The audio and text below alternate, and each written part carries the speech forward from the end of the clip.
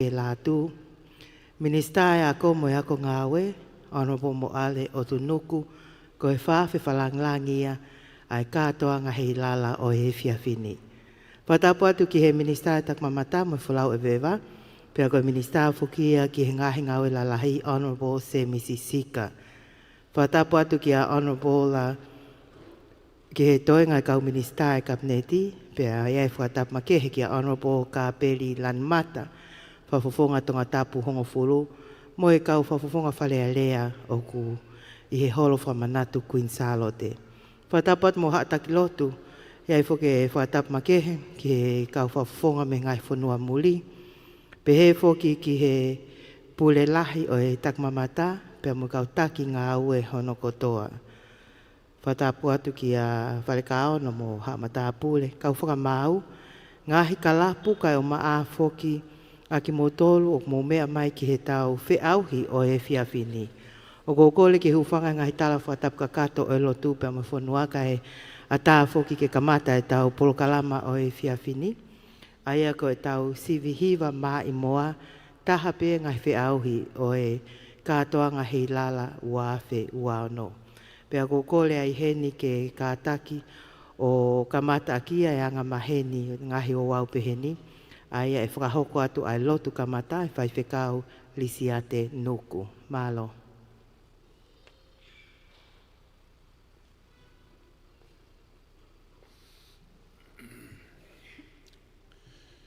Tau hiwa be he vesi ta. Tolungi au hionga fulumata ha. Whiaki e tau lotu i e whiawhikoini. O kuai ha ke e whanoa o kuto i o selina e minga i ke maro o tuana e masina e lena.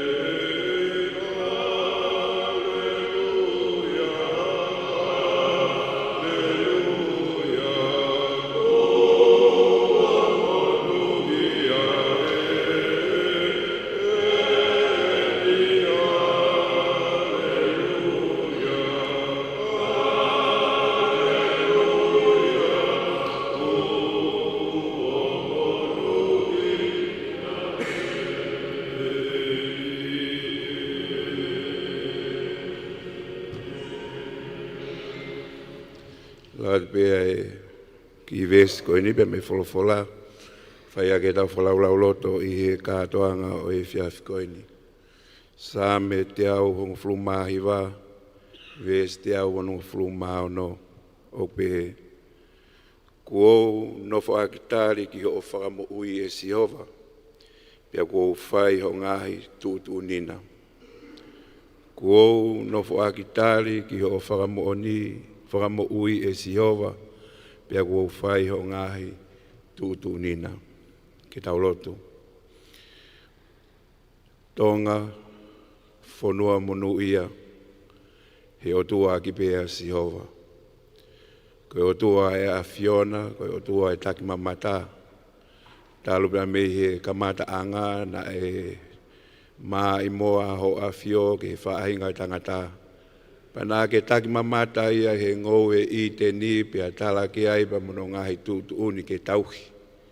Me neongo e otua na mautalangata a ke tauhi ai tūtu uni ko ia. Māri e na ia i pia e whakatua meri e ka teki mautolu. Nā ke taki mamata pia e kāinga isileri e nau whanonga he toa whā pia me he wheitu ke he wheitu. Mo e tuu ai pia e palo me siu ko pau peke nau mau ai whanua e tala o whā. Nā ke taki mamata ki mautolu he kolosi ka ale vale.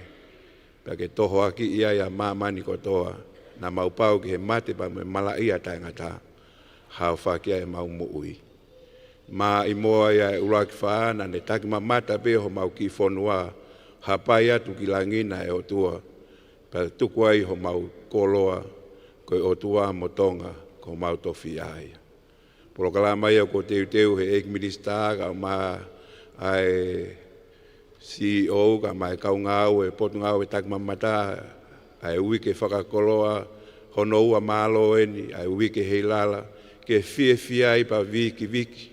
Ko mau koloa ia ko tōpea me hau e whanua, i e whanonga anga pa me taau e senturiwa e lotu, ke mau viki pa mau mawava, mau viki pe ia Sihova, pa mau mawava pe ia te koe e Sihova. E whiawhi koe ni ku mea e whalanglangi, e minista o eako mo eako ngā ue, o mauhanga atu tāpua ki ia pa ke whamanu uia he o a whio, ngai ngā whawhatongia ko tō pe, tūk whalala he e pale miaka o mai o tua, ai whonua ki a te ia, tāpua ki mai pa ke whamanu ia. Whalanglangi o whai he pō koe ni, tu we langlangi ia ai a whiona. Tāpua ki mai o tua ai tale ki tāka o mai kau ngāo ko tō pe, unau whotutu ai polokalama koe ni, ke kau e pelau maari a ho a whio. Ai ho ek minista kabineti ka mai o tua, ai ngahi kulupu ko toa pe unau lava mai he whiawhi koe ni ke mau ahi o tua, ke mau ngāwe ake o tua e maa i moa ai tolu i kua ngā. Ma ngahi maa i moa pe o tua te mau whanongo ki ai he whiawhi koe ni. Tu mua o tua ke mau tatali, whia tatali atu ai, ke whamu ui a ho a whio. Pea porea e mau mo ui ke mau tauhi au ngahi tūtu uni. Lawa e a whiona ko ia ho mau mo uianga. Tā apua ki mai o tua e kau nau tōku tō apeu, nau whakamā opo e ngāwe pō koe ni, tōko nau nau lotu mo nau lau maari e o tua. Tu be o tua ke nau tatali ke whakamo uia e a whiona, pa nau whai bea e whina ngalo ho a whio, ke lang ia e bea e a whiona. Koe polokalama e o tua ko mau kamata, ko mau te kahake atu ki he a whiona. Tā apua ki mai bea ho mau hau, ka mai o tua whare ho a mohi ofu. Tā apua ki mai ho eke whanua, tā apua ki mai o tua tonga, ke monu i a i pēa tonga, e mau o tua ki pēa ho a whio. Hangai o whong mai o tua, whanongoa lot pa mai hua, mau whai e hoa koe ni. Ki mau ke itari a i pēa ko whakamu ui, pa mau pōre a i pēa mau mu ui, ki mau whai ho whinangalo. Lang i a i ho a whai a Sisu Kleis, ko mau eki mo mau whakamu ui. Amen.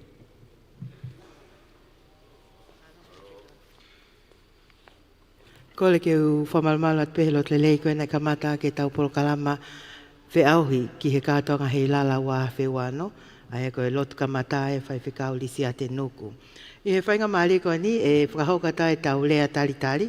Peo ko lea i heni ki he talekita ko ne waa ki he anga whakafonua mo i tala tuk whakaholo. Ai pot ngau e tak mamata pia mo whalau e batonga ki a semistongia ke ne whakahoko ai lea talitali. Malo.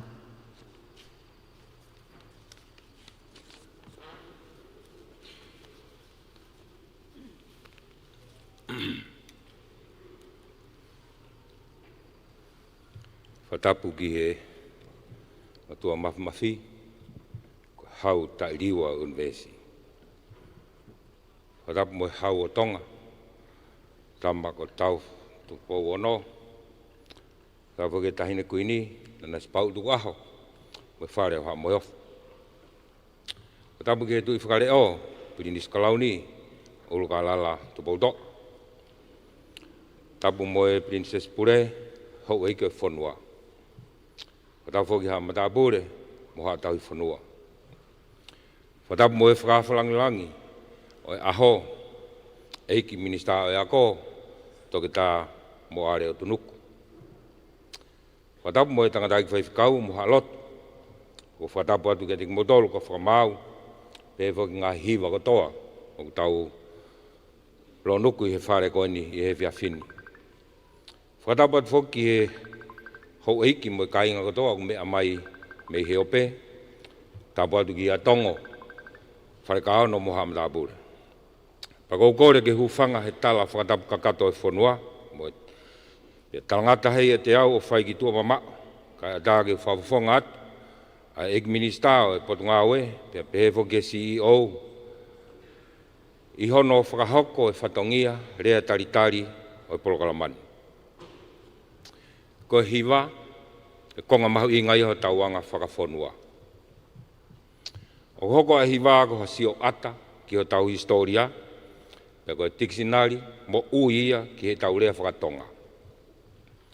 Ko lahi ho tau historia me ngahi ho hoko e kāinga, na i kei ke hiki tohi. Kana e tōbe i he hiwa mo e taanga. I hono hiwai, o ngā hiwa. O toi whakawhoo ai e tau manatu ki he tauanga whakawhonua. Pea mo ngahi ngā ue a kau mua. E tō tangata o e ahoni, ko hiwa whakamatala historia mo ui.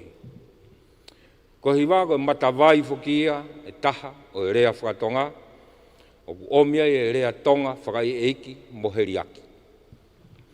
O whahaha i he ngā hiwa a e rea tonga o loloto, whakaofa, pea whonu i he heriaki. Pea ka taha ia e whainga maalie, ki hono puke o e rea whakatonga ke tolonga, pea tuuloa, neongo hono whapare kina he taimi mo whakalakalaka mo ngāhi rea muri. O te o mai whoki e hiwa e pōpoaki, whakalau maalie mo whakasosiale ki e whonua. Ngā hiwa u whonu i he ngāhi akonaki whakakaristiane, mai akonaki whakasosiale, whonu i whakaapa-apa, mo e wā whakaekainga. O ni whakamanatu mai ki he kakai o e ahoni, ngahi te whito i kawenga mahu inga, o ku tuuai ai whonua. Hange koe whakaapa-apa, whewei tokai aki, loto tō, pe mo e mamahi i mea. Ko iai, ko hiwa, o ki kai ko ha mea peia e kuohiri. Ka koe whawhonga mo ui e kuohiri, he loto tōngani. Pe koe hala whanonga ia, o kuna whakawhehoko taki ai tō tangata he ahoni, mo e poto, o tō tangata ki mua. Pa koe tau iheni he pōni, o ki kai ko ha whakawhewhia pe, ka ke tau wako ko toa pe, mi ngā imahai moa laulo taha e tahine kuini ko unga whanua, kuini Charlotte Tupoltolo. He o whonu mahua hua, mo loloto, i he ilo, mo tau kei. Pe kono tauhia ke mo ui, pe matala, pe whakaafu-ofa i rea tonga, i he ahoni, pe mo kahauna. O talelei, fia, mo maafana, a he feitu una whakalangilangi. I ho lau maali lelei, ka ke mea mai, whakalangilangi, e polokalama o e whiawhini. For non-Tongan friends, I would like to extend a very warm and special welcome to our distinguished guests who are joining us tonight. Special welcome to the representatives from the High Commission of Australia who are here with us tonight. Thank you sincerely for honoring us with your presence and your continued support of our community and programs. To all guests and friends here tonight, we are absolutely delighted to have you with us. Although much of our program celebrates our local heritage and language, your presence here bridges our culture and strengthens our connections. The Tongan traditional songs serve as a mirror to our history and a living dictionary for our Tongan language. Much of our history and our genealogy were not written down, but were instead embedded within songs and poetry.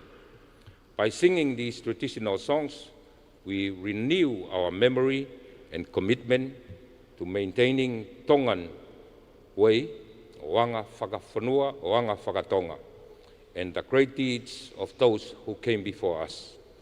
For today's generation, songs are a living historical record. We hope you feel at home and enjoy the spirit of tonight's event. Ke kau whakawhi kotoa pē, me kainga kotoa pē, o ku tau lonuku he malamalo whare koen. Wō whakatauange, ke tau mau hae whiawhi fia, pea merino whoki, kātoanga o e whiawhini. Whakapāpat, malo abito.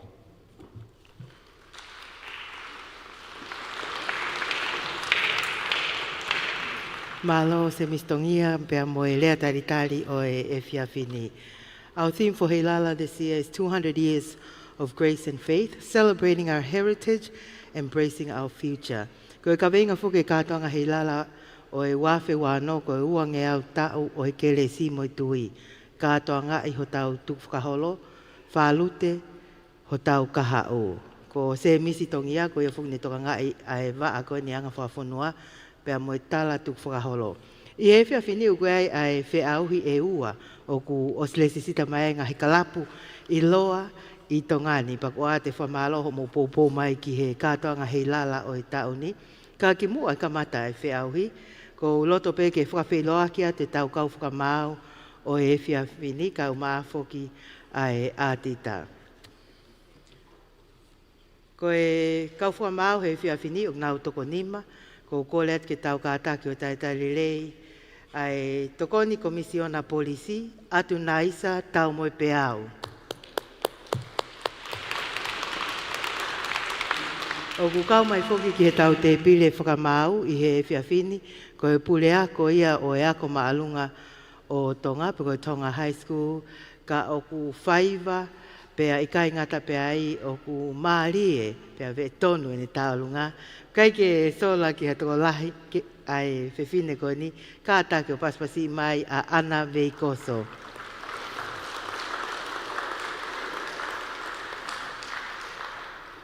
Ko e tau whakamau whikatolu, ko e whiwhine ko ātolo make helu. Ko ātolo make whoki hange ko e ko whawhamatalau, ko e ke sola ke toko lahi whaiva i he hiva, pea makehe au pito e taimko solo ai a ātolo make. Malo au pito ātolo make, pea i he whia whini tau whiwhia o ku kau mai a whale ka ono, toko lahi a motou mo si ilo pe ai tangata ko ni wholoa tau ne ngā ue, ma atonga i ngahi potu ngā ue kehe ka kua e whamaloho kau mai he whia whini. Pea i he tau te pile whakamau o e whia whini o kuheni ai toke tā malakai koloa matangi pe ko mafua lulu tai. Mō kātake o paspasi i mai, ko e tau kau whakamau ia ki he whia whini. Whawhalanglangi ki mua ai kamata whi auhi, o koe ki whaka ali ma wahe ia. Pea e whakahoko atu ia e se mistongia. Malo. Tau whakamalo e pe whoki ke Fiji Airways ko hiko ki nau tolu ai Supreme Sponsor o e katoa ngahi lala. Ka umaafu ke pule anga tonga ko e ngahi pale mo e ngahi tokoni ko toa pe ke lava o whakahoko e katoa ngā. Iai pe mo whamalo lahi ki a iwa ka umaa sane mo e whamili ko e whakatou mawhi kawa lelei taha mo maataha ma o me whakatou mawhi kawa trading. Pea ka pau ke whi mao hano wakai e whakatou mawhi financing i wawa o ka umaafu ka veitongo i tongani. Ka koutui o kumau mai a se mistongia pea mo e whare ali makehe o e whiawhini.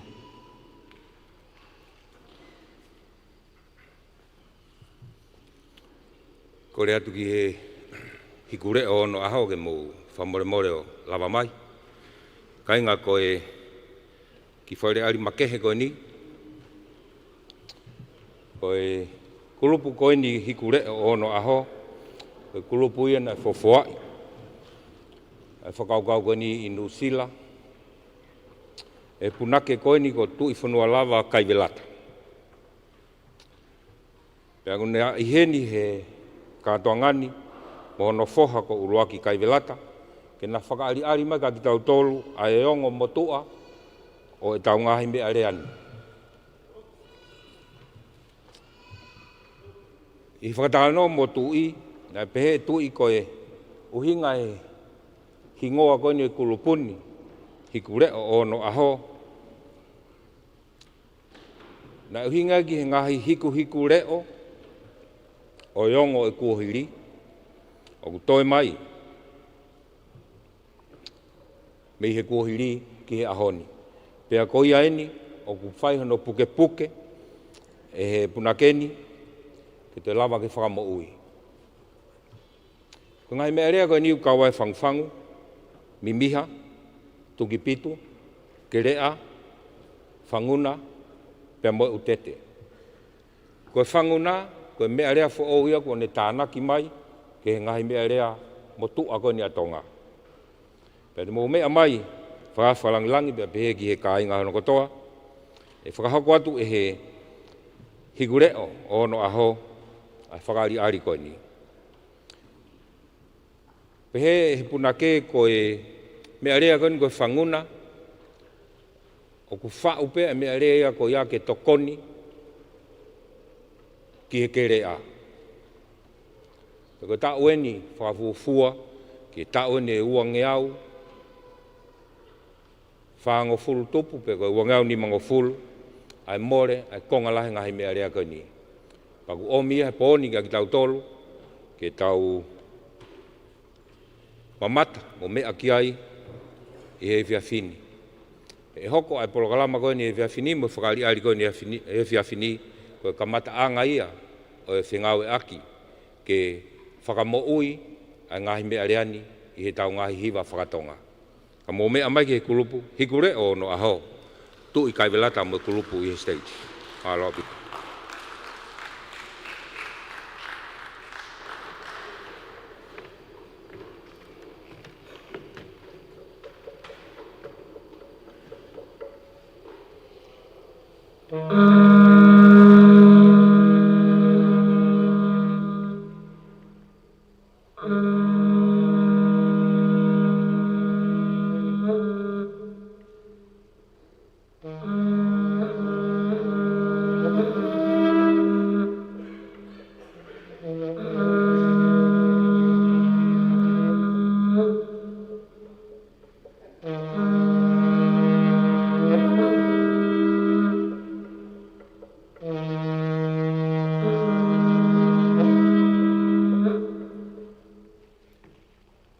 Modol ko ia i he tau re tio walfit poni mai wha ema. Ko ia ongo koni nai ongo atu koe kere a pe ia. Pepe ki he whanguna. Pepe ki he whanguna ko ki wa kau hange hapi tu nai me mita taha. Hoko tai peke ngahi mea rea hoko koe whangwhangu. Ano ngau ia ke ihu.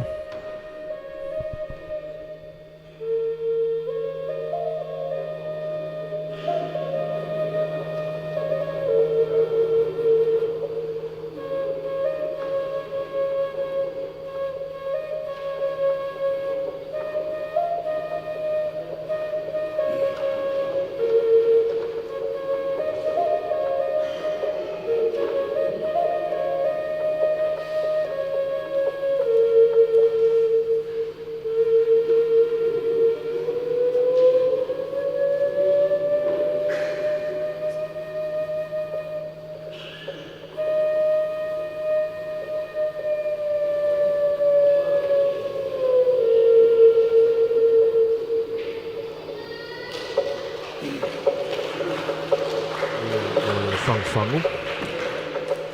Ngai ngau e wholoa mai ki he tau rea tio tonga.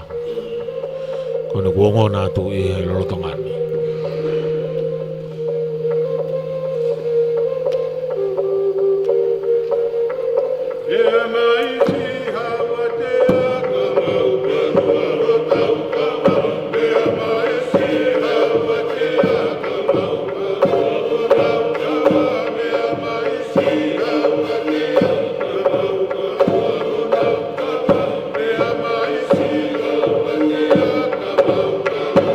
Thank you.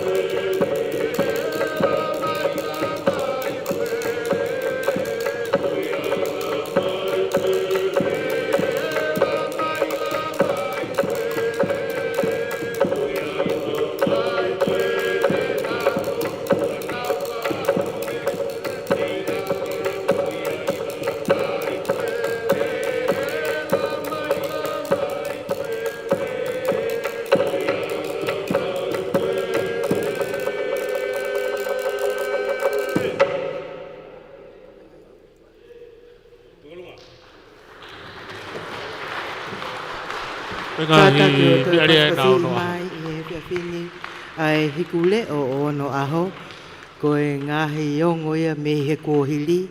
We are so lucky to be here tonight because these are traditional musical instruments and sounds from yesteryear that we hardly have the privilege of hearing again, but it's very important that we preserve our culture, and that's part of tourism's mandate. So we're delighted that they could join us tonight. That's a special item as we are about to begin tonight's competition.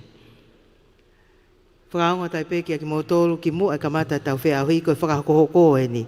Whatonga e ange ko e whiauhi o ku ua, aia ko e ulaki konga o e whiauhi ko e mai moa tuutuni. E hiwa e he taktaha kulupu a e mai moa siweli o e Pasifiki. Ko let ki ngai kulupu, o si pe koe ho mo hiwa a e mai moa tuutuni, mo hoka Taipei ki ho mo mai moa fili ko hi ke vawe pe tau polokalama o e whiawhini. Kau whakamau ka tak whatonga e ange, e lawa tahataha ke pe ai ngahi kalapu, o nau hiwai ai mai moa tutuni pa nau hoko Taipei ki he mai moa whili. Koe hoko koe matapa taimani, kalapu o tuhaka, kalapu wha o nelua, to utupu alo ofa ta e ngata, kalapu huolanga, kalapu waslaa, kalapu toa hola, kalapu kumi hufanga anga, kalapu mos koula, pea moi kalapu fo anga. Kau whamau ko e whiawhini tau whiawhia whoko hiu kamata aki ai mai moa tuuni, ko e siweli o e Pasifiki. Whamalo ai pe whoki ki he tāno a International Dateline Hotel he nau tokoni, kau maa whoki ai whamalo ki he ofisi tala whekaulahi Nusila, pehe ki e M&J water tanks ka pau mo whi mao hatangi e vai, mao e me halahi fo. Iai pia mo e whakamalo ki ofisi o e le pupulika o si aina i tongani, pia pehe ki he pange MBF. O gai whuk pia mo tokon lahina e au taki mai me pange PSP. Ka koe kamata ni e tau whiauhi o he whiawhini ko e sivihiwa maa i moa. Kamata aki ia ai kau ngau e mehe kolisko tupou, ko e matapa taimani me i toloa. Mō ka taki o paspasi i mai, ai mā i moa tuuni.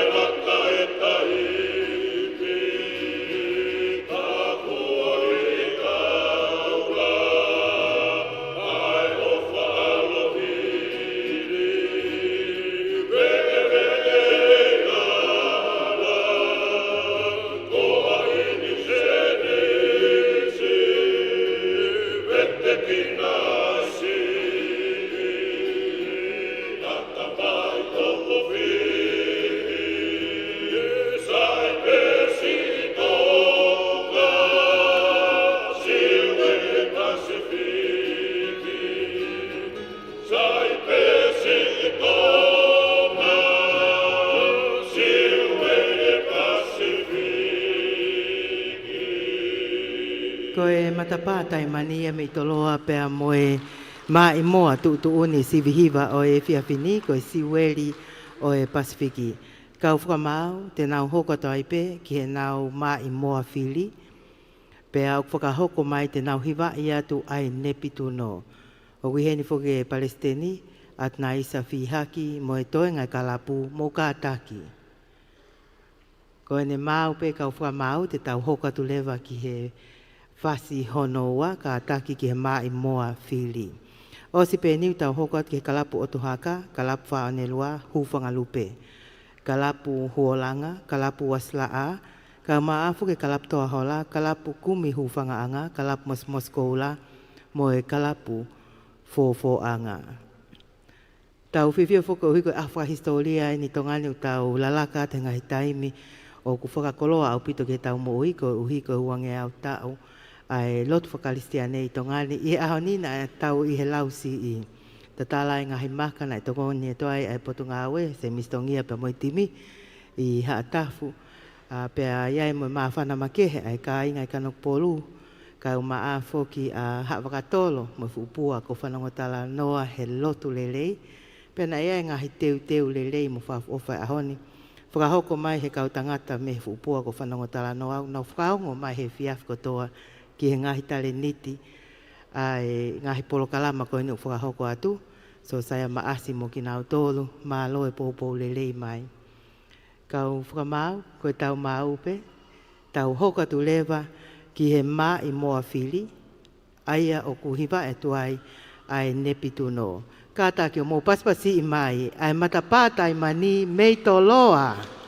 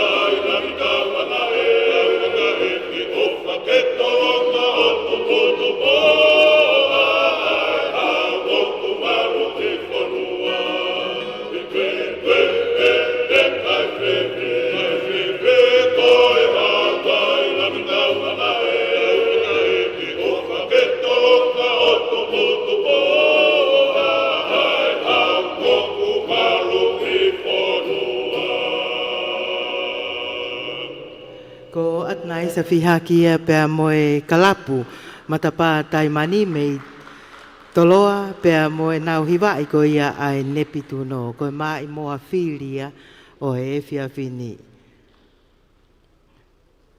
I he whiawhini o kwa historia ko hi ko ngahi mai moa ko ni tau whanongo pe tau manako ai ka ko he whiawhini e lawa ia hiki o toi tuku atu tānaki atu ki he ngahi laiperi whakawhonua. Pea ia hangahi tau me taimini te tau manatu mai ki he whiawhini moe maaria a e nau hiwai a e ngahi mai moa. We're hearing tonight competitors in two categories. The first one is a compulsory song, and then the second one is one that they choose. But both categories are compositions by the beloved late Queen Salote Tupo III, who was known for her love for culture and art. And so she composed a lot of music that still remains today. And we're delighted that these are going to be sung and recorded for future generations. Ko e hoka tuen kau whakamau i he konga uluaki. Aia ko e mai moa tuutuni siweli o e Pasifiki. Whamalo atai pe foki ke he Fiji Airways ko huika nau popo. Lakaha ke he paanga no mano e nau tokoni. Ia i moe whamalo ki he Vaitohi. Kai umaafo ke Little Italy restaurant. Toko lahi ngai whaamiri unau lava atu ki ai. I kai ngata pe aik mo toko na mo whema ha mea lele ko e Sunshine Rentals. Ai kau tahatonga pe unau toko ni at ki tau kau wholau mai me to pule anga mo ni i pe tongani. Whamalo ma ke he foki ki he office tala whikau lahi Australia. E nau popo ke katoanga hei lala. Would like to thank Jennifer Bell, who's been a fixture with Heilala 2026. It's so nice to see you back here. I know you had the awesome job of actually judging during some of the earlier competitions, and I'm glad that you brought your family tonight. And of course, we thank and acknowledge the Australian High Commission for their continued support to preserve culture and of course promote tourism here in Tonga. Thank you so much, Jennifer.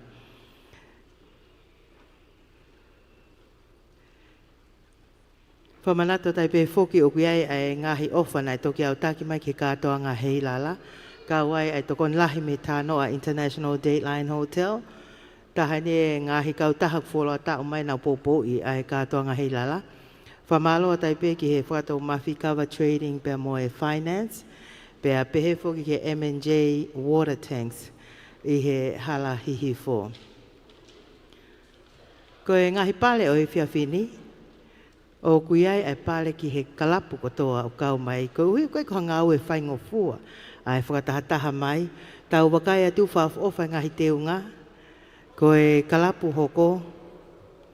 Te nau hiwa e nau tole mai moa tuutuni siweli o e Pasifiki. Mei kanoku polu. Mo kātaki o Pasipasi mai ai kalapu o tuhaka.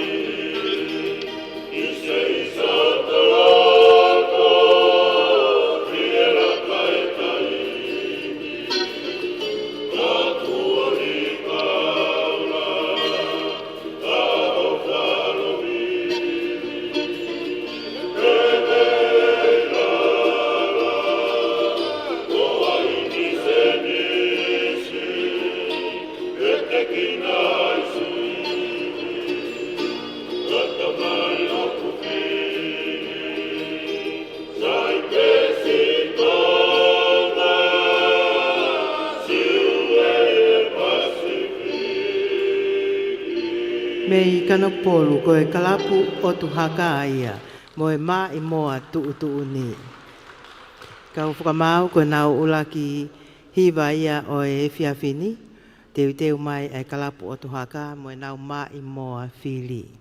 O atai pe foki ai whakamalo ki he kau atita me le sungu pule kau maa whakasina tupo me le tonga malo e toka ngā e mai tau ngau e maho inga ko ia. I he whiawhini u kuai e whamalo lahi ki a sione lolo hea ko e pule lahi ia o e pot ngau e statistika mo e kau ngau e ko uhina nau kau mai i hono fuake ngahi pale ko e tokone ai pe ia ki hono tuaki pe amono pātolo aki ai ngahi whaiva pe amo ngahi hiva maarie a tongani pe a i he wiki ko sina nau tokone mai ki hono totongi live stream ke lava inasi ai ki nau tolko nau mea mai mei api pe amo tu apule a ngā. Pea i he whiawhini u whakahoko mai o nai tokoni pe ke lava tuku atueni i he le tio walu fitu po inima FM pea i he live stream pea au kuia e whamalo lahi ki he potu ngau e statistika he nau ni umataha ka taki pea moe potu ngau e takmamata ke lava o whakahoko atueni. Kau whakamau, tau hoko atueni ki he mai moa whili aia ko e kalapu o tu haka ai pe ia me kanopolu te nau hiwa i atu aho e tue ko e maa i moa whilia. Mō kātā ki o paspasi mai ai kalapu o tu haka.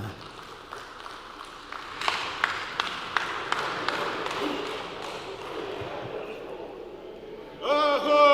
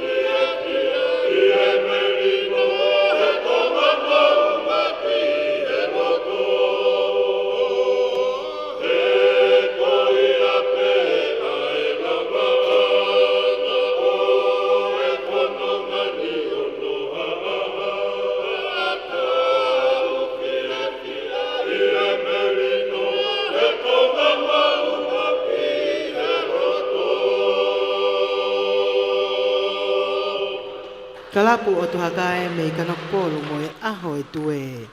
Maali e hiwa whaafu ofa e teo ngā e whiawhini.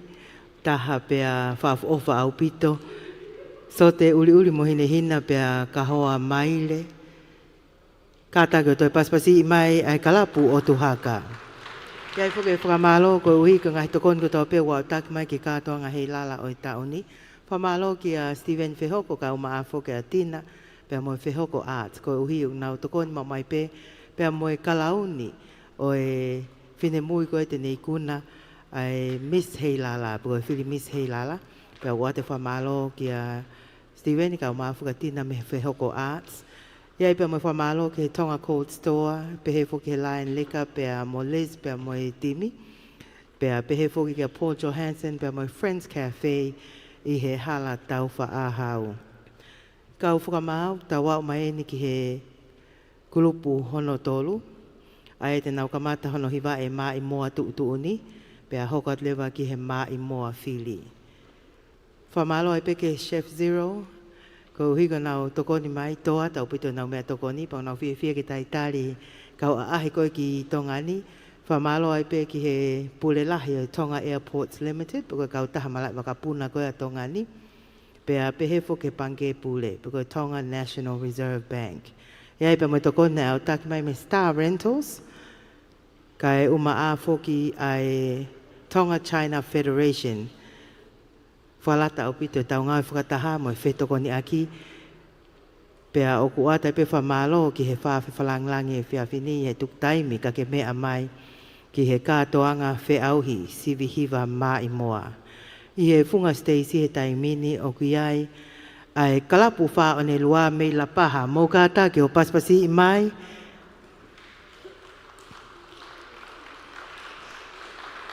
Ngahi kalapu ilo ai ni tau wangona hanau ngahi hingoa tau whanongo he ngahi whasi he wike kua o sika o maa foki ai ngahi whiau hina nau kau mai ai a o nau langi tua koe pou pe ki he kātoanga hei lala. Koe ulak whasi te nau whiau hiai.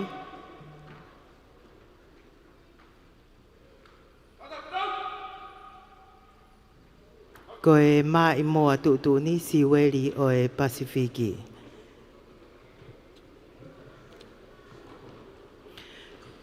Whamanato tai peki ek mōtolu, koe e whiawhini ukai tokon lahi me pot ngau e statistika, aha tō noa Novema o e tauni, koe tau e whitu noa, hono whakahoko ai tohi kakai tongani, whia mau ke mō kau he lau, pea mō kau ki ai tokon lahi e ke no whakauto uta lelei, ai ngā au e whalu fua tongani, ki hono langa i haki ho tau whonua, aha tō noa ia Novema o e tauni. Ka oktokon mai whuke pot ngau statistika ki hono tuku atu ai ngahi polokalama koe ni pea mo ngahi whiau he wikosi i he televisione ka maa whoki ai Letio Broadcom Broadcasting.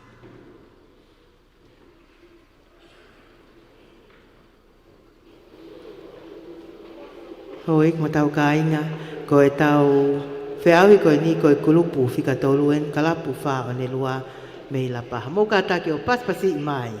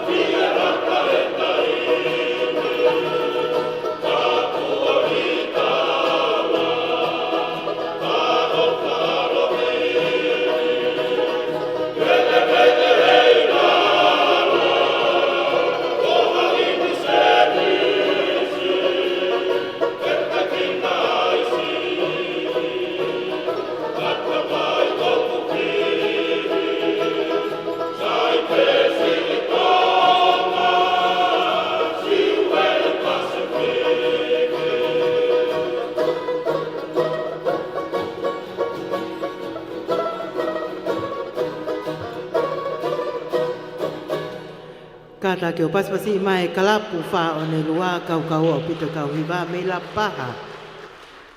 O kui ai foki a tongo. Ko e hingoa mata apule ia o Honourable ka peri lan mata ka ko e whafofonga ia o tonga tapu hongo fulu. Ko e konga hanoua o e whiauhi, ko e maa i moa whiri. Whamaloa tai pe foki ke Fiji Airways, ko hika nau tokoni mai i he whiawhini. For our guests from abroad, what you're hearing are compositions which are revered because they were composed by the late Queen Salote Tupo III. And the first category is a mandatory or compulsory composition, Siweli Pasifiki. I asked one of the judges a little bit of background about the song. You'll hear all the groups singing the same song in the first part of the competition. And she said to me her late Majesty Queen Salote Tupo III had toured and visited other countries in the Pacific region.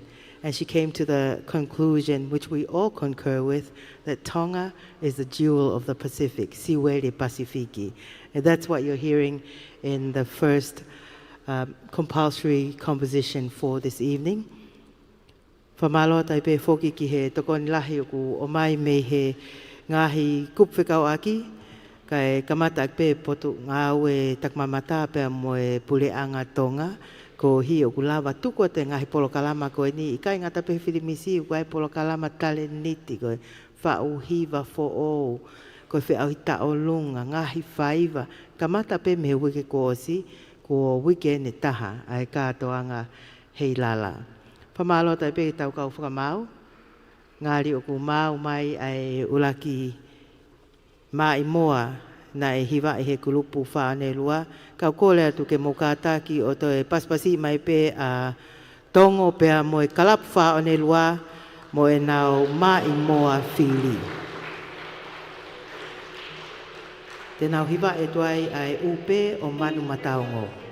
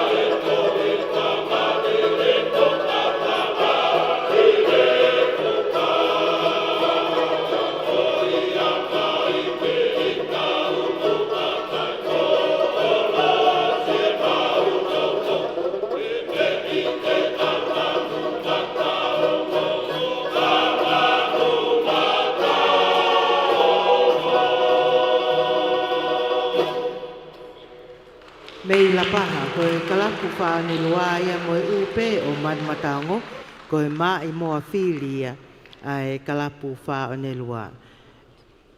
Kia ki moto na moto kau mai, pe mo mea mai i he televisione, pe moe live stream, koe whe auhi sivihiva mai moa eni, pe au tawa o mai ni ki he kulupu hono tolu, koe kalapu wha o ne lua. Kātā koe toi paspasi i mai, hiva maari e pea whafu ofa toi mau monau teunga, maa au pito teunga hina pea kahoa maile. Whamalo e pe foki koe uhi koe e whiawhini ua ngahi tokoni ua utaki mai me he Builders Burger. Whamalo atu i he ngawe lele mo whakahoko mo tōkono mo whe mao ke mo mao haki mea tokoni he ve matatahi. Ofi ki he swimming pool o tua e Builders Burger. Pea ikai ngata pea iku ai o lele tuk mai me Star Rentals, taha e tau kau sponsors o e whiawhi pe he foki. Ki he Tonga China Federation. Mo tōkono mo whema hawhoi pizza ma e whanau mo family, hala tau whaahau tua e hot pizza. Pea o nau whai whatongi a te he taimini, pea toi tokoni mai pe ki he kātoa ngā hei lala. Whamalo e pe foki ki he Nukualofa Outrigger Canoe Club. Kai o maa Jessica pea moi timi koe ni me he Ancient Tonga. For those of you who haven't been to Ancient Tonga, you can get a little preview of Tongan culture there. And some wonderful delicacies. And you can find out more by calling them. Jessica and the team are there. That's Ancient Tonga. Pea whamalo tai pe ki he tokoni wa o taki mai me he Anahulu events. For those of you who haven't been to Anahulu, it's about time, and they've got a great facility there that's now open for the public. Kau whamau, ko e tau kulupu hono ko te nau hiwa e te mai moa tuutuni, ai ko e Siweli o e Pasifiki. O speko ia te nau hoko taipe ki he nau mai moa whiri. Whawha ofa pe mau au pito i ngahi kalapu o e whiawhini.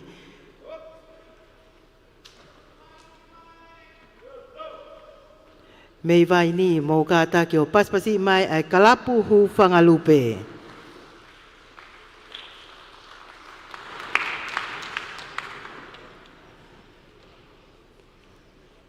Ko e vai ua ni o e whiauhi o e whiawhini. Whamanato taipe ko tau ngahi pāre. Neongo ukai ne hanga makupusi ai lelei pe mo tuunga o kuiai ai maari e ngahi whasi pe mo taimi na i tuku ke whai hono a koi mo hono hiwai ka ku pau pe ke whai e whakahounga. Ai a kuai ngahi pale ko e pale ulo aki he mai moa tuuni ko e tolu afe hoko ki ai ua afe pe a ko e tolu ko e tahafe ni mangeau kuai pe mo ngahi whakahounga taki ni mangeau ki he toenga o e ngahi kalapu. Ta tau pe ea pe mo ngahi pale ko e ni o e mai moa whili. Tau whamalo e pe foki ki he Fiji Airways, tako lahe tau ka inga mo e kau whulau ewe ewa ko nau i tongani. Kau maa foki e nau whulau hanga tonu pe ki babau lahi, taimi foki eni o e mata tofua. Pea ukikai ngata pe he nau tokoni ki hono whulau mai ho tau ka inga, ka ok nau toi tokoni mai ki he kātoanga hei lala. Ngāri ko mau mai kau whamau e tau kalapu hono hoko. Ka take toi paspasi mai ai kalapu hu whangalupe.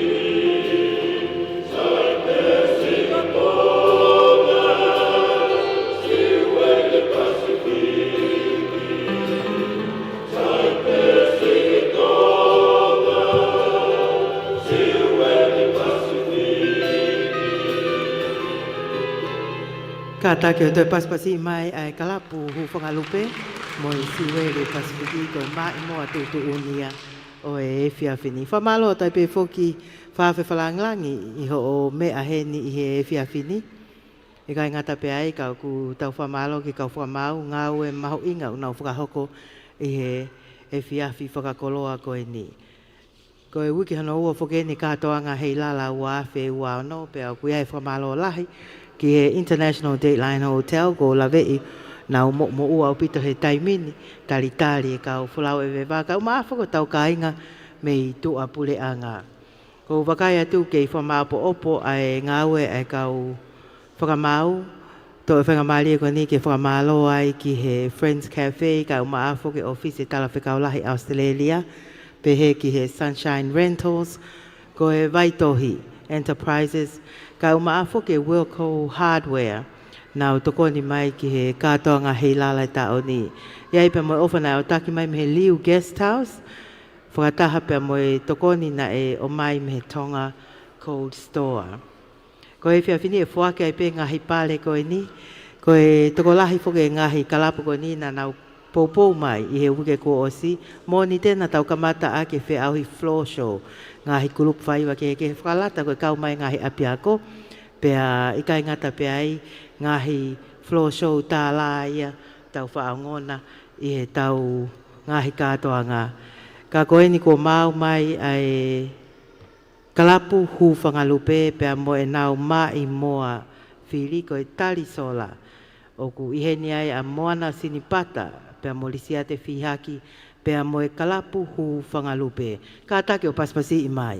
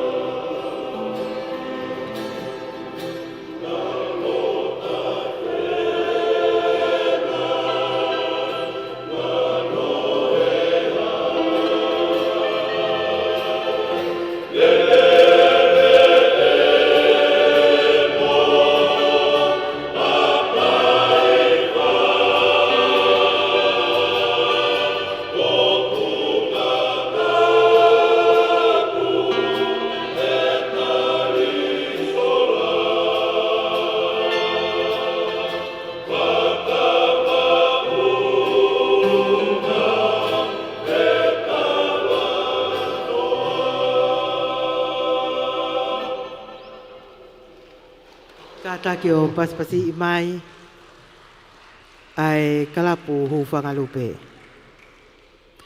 Tau hoko atu eni ki he mai moa whili. Kātaki ko e mai moa whili ia. Ko le atu pe kātaki ki he ngahi kalapu ke mo ngai ake stepu ko ni mua. Ko tui e tokon lahi ia ki he tau whahako hoko koe o e whiawhini.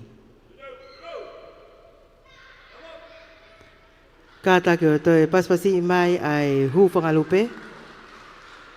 Taki mai alisi a te whihaki pea mo moana sin pata. O tonga tau taitari ki he kalapu hono hoko. Whamanata tai pehui ko o sina e whakahoko e floor show he moni te ko e whiawhitu si te ko Mr. Alunga Junior. E whiawhi pule dolu ko e whiauhi sivi hiva whau fo ou ia. Paka toa pule dolu ko e tau taleniti. Ngahi taleniti kehe kehe. Aho maalolo fuke whalaite. Pea ko e whiawhini. Tai tali reik motou ke sivi hiva maa i moa. Ai au tau wau mai ni ki he kulupu hono hoko. Tau whamalo e peke Fiji Airways. Kau maafu ke pule anga tonga ko uhi. Ko nau loto lelei. Ke hoko hoko taipe katoa ngā hei lala mo e ngahi polo kalama kehe kehe. Ke tau fie fie ai.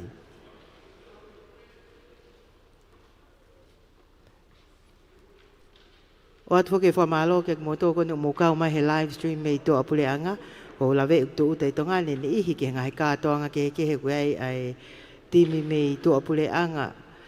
O ku nau i heni na nau toki tu uta he wiki eni ko e kau spoti i loa ia. Koe ngahi langa whalalaka maho inga o nau whakahoko. I he aho ni o ku iai ai kau whulau ewe ewa ia mei Amerika o nau i heni ki he katoa ngā koe ne lia hona saine haa. Tala monua atu ki he kau whulau ko ia. Fie whanongo ki hene Palestini te vita saluni pia mo le sila. Iai foki pia mo ni ina nau kau mai ngahi whaiva wiko o si. Mei San Francisco ko lamnia tiweti ko pele naise mo ki nau tolu. Nau lava mai ko e popo ai peke tau katoa ngā hei lala. Maho inga foki. E tau ngau e whakataha. I he funga steisi he taimini kau whakamau. Ko e kalapu hola ngā ia mei kolomotua. Te nau hiwa ea te maa i moa tuutuni si weli o e Pasifiki. Pea nau tok hokat lewa ki he maa i moa whili.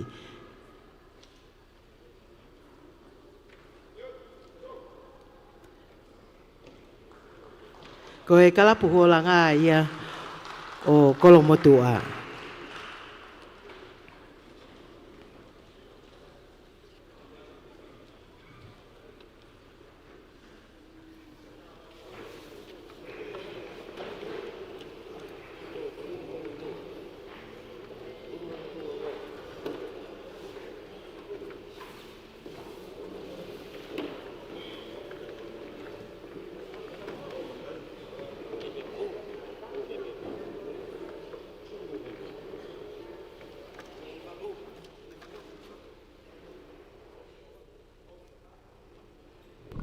Ko hiwe ko mo Whamalo de pe whoki ki he Digicel ko hika nau tokoni wau taki mai ki he katoa ngā hei lala.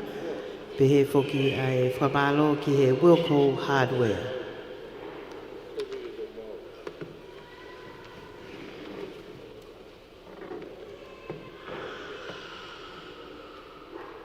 Kātaki o paspasi mai ai kalapu hua ngā.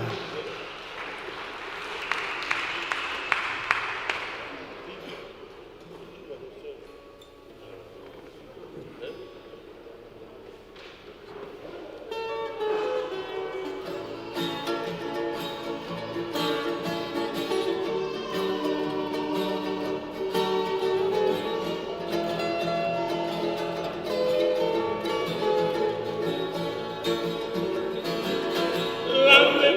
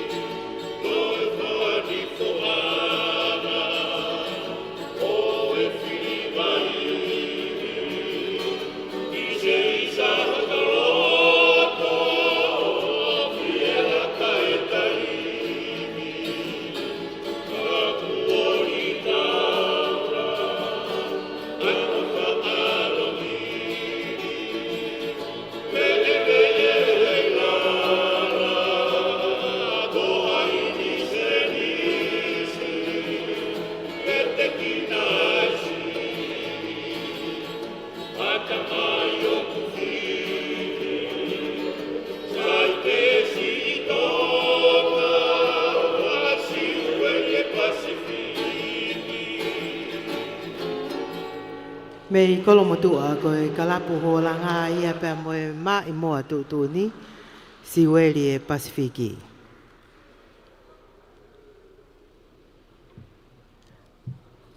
Tau whiwhia ko hiugu toko lahe ngahi kalapu nau kau mai I he whiawhini o speni pe hoko mai ai kalapu aslaa, kalapu kumi hu whangaanga, kalapu mos koula pe tātuku akilewa ai kalapu anga. We only have 4 more groups to go with tonight's royal compositions. This group is from Kolomotua, well known, Kalapu Huolanga, with their first royal composition, Jewel of the Pacific or Siweli or Pasifiki. And now we are about to hear them sing another royal composition for the second category of tonight's competition. Pamalo tape fo ke Little Italy Restaurant and Hotel, kia Angelo Kaumafuka Melisei, ni he popo he ta o kotoa pe ki he katoa ngā hei lala. Ia ipe moe whamalo ki he ofisi talawhika o lahi Australia, ko e M&J Water Tanks. Kaumaafu ke pot ngā statistika moe whakawhi ke mou kaumai, ki he wheau, ki he tohi kakai o e tauni, ahau tolu noa koe ni o Novema, ko e tohi kakai hono hoko ia. Kau whakamau, tau wau mai eni ki he mai moa whiri, aia ko whiri mai e he kalapu hoolanga o Kolomotua, ai lea a fuiwa. O ki he nia pensoni whetokai, pea moe kalapu hoolanga, kātake o paspasi mai.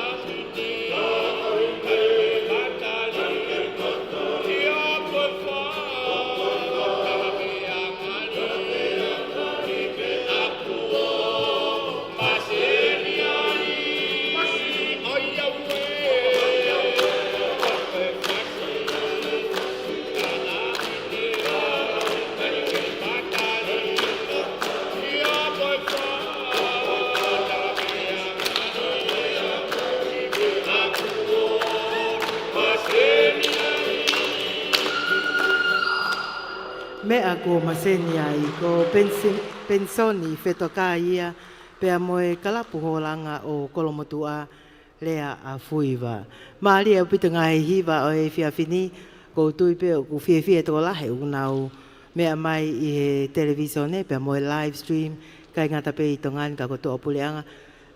Ngahi kalapu i he whiawhini ko ngahi kalapu la lahe pa ko lawe i pe kamata koe ni ai whenga koe ke lesi sita mai ngahi kalapu na e loto pe e minista ke kau mai ai ngahi kalapu tāla pea nai mea tonu o whetutaki ki a kinau tolu pau tau whiwhia ko uhi ko e whiawhini ko e ngahi kalapu tāla i au tau ngona ma upe i he ngalu ea mohonau ngahi tale ni ti o kau mai ki he katoa ngahei lala o e tauni. Kau whakamau ko ilo peu ke whaingofua ngau e whiawhini whawhaofa upito e hiwa e ngahi mai moa i he funga Stacey he taimini mei niu toua ko e kalapu wasila a te nauhanga o hiwa e atu ai mai moa tu ni siweli o e Pasifiki. Whamalo tai pe ngahi kalapu mo ngai aki stepu koe ni mua mau mai ai ngahi kalapu hoko mai whawhaofa upito e teu tau wakai atu ke ngahi kahoa mai le ko e sote hina ko mau mai ai kalapu wasila a.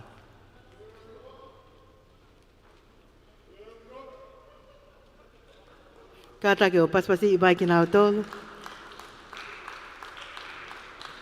Ko lawe uktoko lahe ngahi kalapu nau itu a ko e whakaongo mai pe ki ngahi o la e tuku at pe ia i he e whiawhini. Ka ku o ata pe whamalo ke kau ahi mei to apule anga malo mo homo si pou mai. Tau langa hakai pe ai katoa nga hei lala fia tonga kotoa ai kau maa e tau kau folau ewe ewa. O ata pe whamalo foki ki he Friends Cafe kau maa foke pange pule a tonga nau toko ni mai ke katoa nga hei lala ko e Chef Zero kau maa foke Star Rentals iai pe ma whamalo ma ke he ki he Ancient Tonga kai umaa ai nuku alofa Outrigger Canoe Club. Kau whakamau ko mau mai ai kalapu wasla a mei niu tō ua.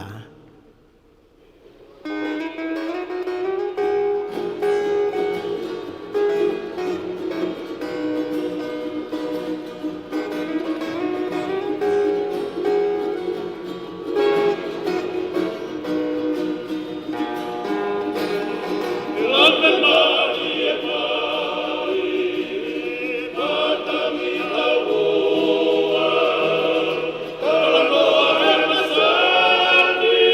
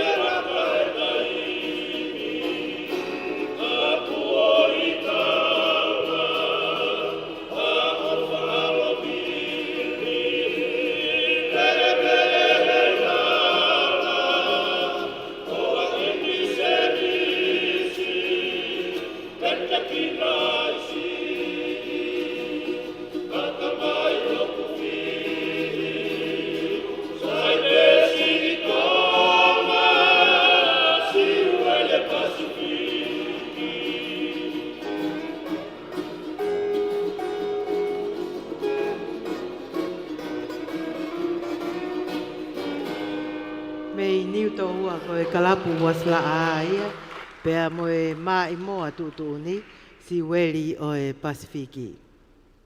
I he fia finiu toi pe tau kalapu e tolu pea kakato lewa ai whiauhi si vihiwa mai moa ka kwa histori e taoni hange ko mo mea e kulongolong katoanga atonga eiki ko e senturi ua ai lotu whakalisti ane i tongani pa kwa pe mo ngahi katoanga kehe ko ngahi whiauhi sporti ko e ni ihi o ka ahi mai ki o nao ngahi whaamili ngahi reunion taitali lea sane Shamko pe mo nau family na tok tu uta mai ki tongari ka o mafo ke ka tonga o nau heni ko uhi ko e ka toanga ko na lia hona saine ha I he fia fini o tau I he holo fa manatu Queen Salote ko uhi ko e sivi hiva ma I moa fa malo tai pe ka fa mau ko uhi ko mo ngau lele I he fia fini Loto peke to e fa malo ia I ngahi tokoni wa utaki mai ko ka sponsors en o tauni Fiji Airways I kai ngata pei ko e International Dateline Hotel tano aia. O nau tokoni he ta o kotoa. Whamaloa tai pei foki ke panke PSP. Kai o maa foki office tala whikau lahi no usila. Pea na e au taki mai pea mo tokoni lahi me he MBF Bank. Whamaloa ke moto muka taki o paspasi mai tau kau sponsors o e tau ni ko ki nau tolu nau tokoni ke lava tau vahe vahe.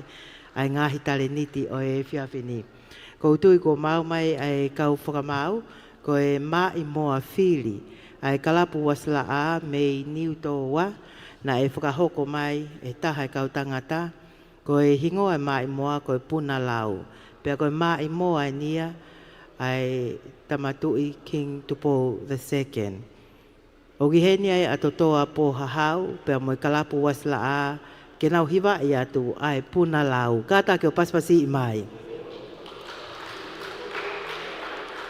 Oh,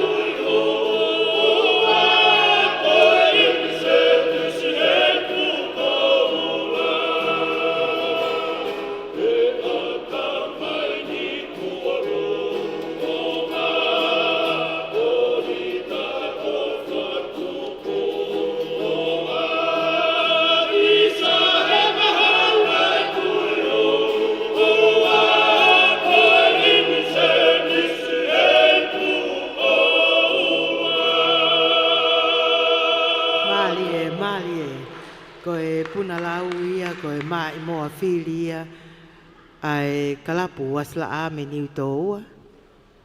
Na upopo mai ki he tau katoanga hei lala o he tau ni. Kata ki o toi pasipasi mai me niu toa ai kalapu wasla a.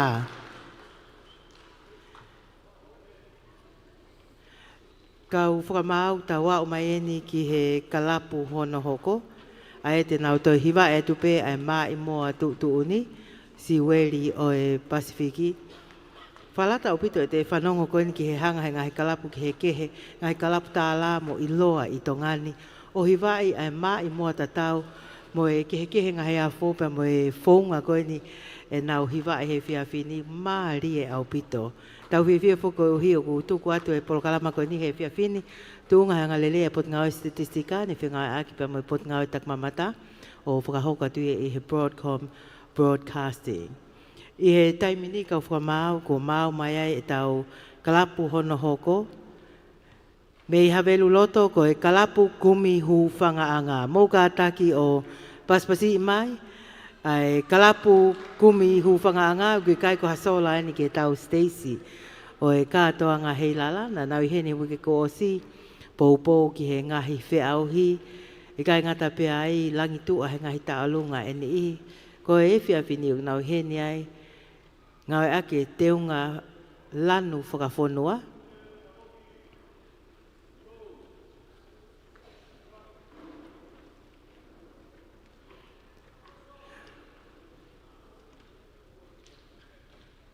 Ko e kalapu kumihu whangaanga whoki mei hawelu loto. Ai te nau kamata ke mai moa tutuni.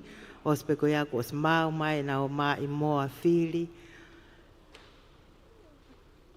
For our friends from abroad, Jennifer, thank you for staying with us tonight. We really appreciate your presence and, of course, the Australian High Commission's contribution to Hey Lala. As you know, the theme for this year's Hey Lala is 200 Years of Grace and Faith, celebrating our heritage, embracing our future. And as I mentioned before, there was a little something for everyone. The floor show on Monday, the bartender competition on Tuesday.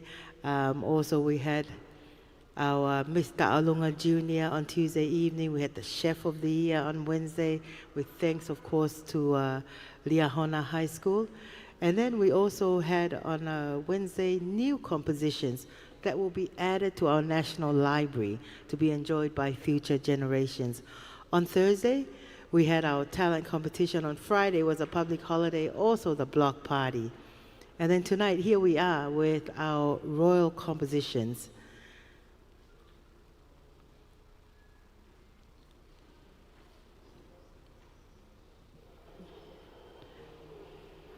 Ko e tau fuafua whasiko ne hiwa ia tu he whiawhini, ko e mai moa tuuni. Ai au teu mai ki ai a hawelu loto ospe ko ia toi pe tau kalapu e ua. Pe tuko taipe ai o la i he whiawhini. Pamanatu atu koe pale ulo aki koe paanga tolu afe, pale hono wā koe ua afe, pale hono tolu koe taha afe ni mangi au. Pe au koe e whakahounga koe ni mangi au. Ka koe mea maho inga taha, koe pou mai ai kau tangata pe he whoki ko whatonga e koe ai kau whiwhine.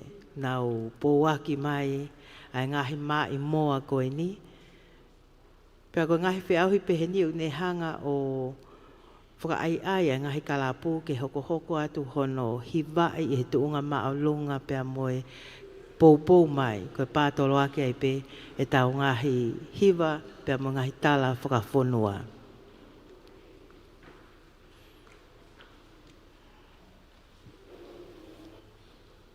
Ngāri ko mau mai mokata ki o toi paspasi mai, mei hawelu loto ai kalapu kumi hu whangaanga.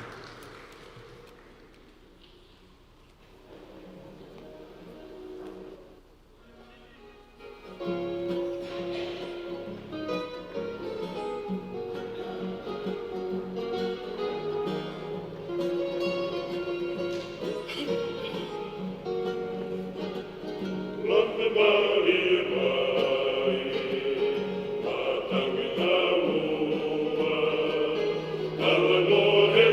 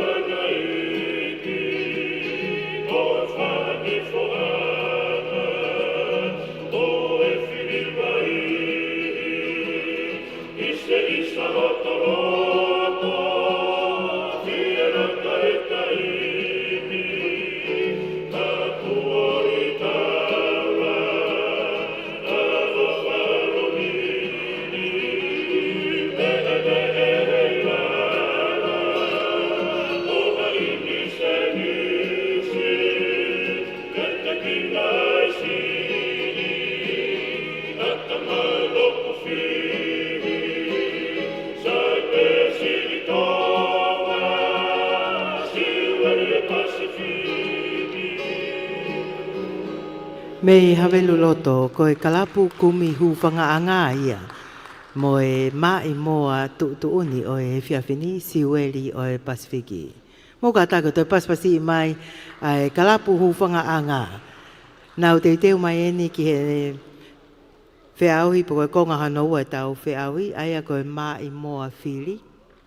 Whamaloa tai peke a mō tolo o mō text pe a tohi mai a tala mai mō whiewhia whanongo tonu ki he ngahi kalapta ala koe ni maarie to e māu e ngahi teo ngā pe a kapau o whalata pe he pe o mō mea mai he live stream pe a mō e televisione uanoa kapau na mō i heni. Whawha ofa au pito ai ngahi wā pe a maarie au pito. A whakoloa whugini tongani na e lava toa e konferenisi ki hihifo pe a lava ai pe mo e taumawha ilo hoata ko e whiawhini o koe ai ngahi pōhiwa o ku whakahoko he whalelot senturi ka ko e whiawhini o tau i he kātoanga hei lala ua awhi wano pe a mo e whiauhi sivihiwa mai moa ko mau mai e kalapu kumi hufanga anga o Havelu Loto, pea moe mai moa fili, koe ofa mei muli a fuspala, o guihenia a paini tu ua, pea moe kalapu. Mō kātā ki o paspasi mai kalapu, kumi hufanga anga.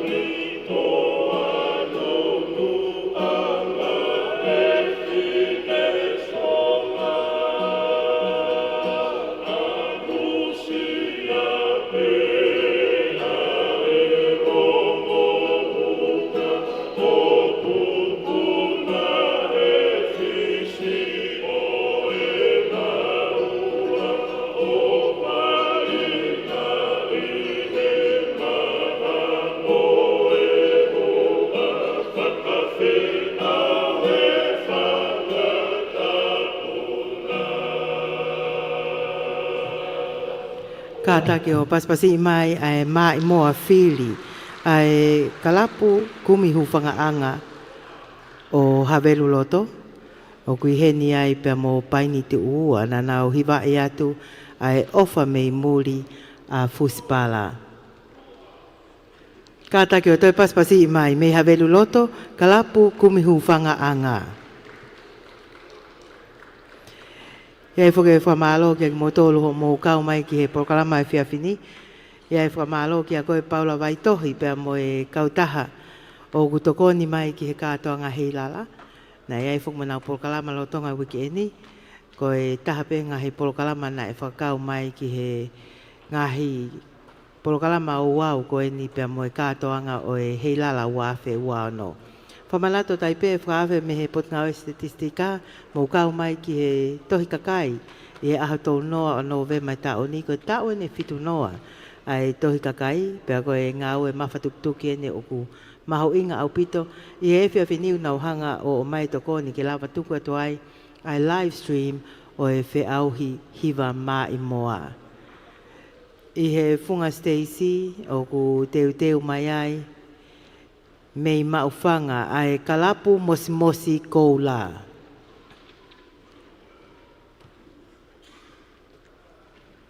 Tēnā o kamata aku whupe ai mai moa tu ni. O spekoa panau hoko atu ki he nau mai moa whiri. Wakai hifoki he ni iho nau tohi mai he live stream wha malo atu ki he motolu. Kau tangata me he lausi iu nau whakaongo mai pehe whiawhini. Ta mai maaria au pito iai whiawhia mo mawhana makehe. Ane nai foki koe uhi koe tatala e ngahi. Maka maho inga mo maka maile i he lotu whakalisti ane.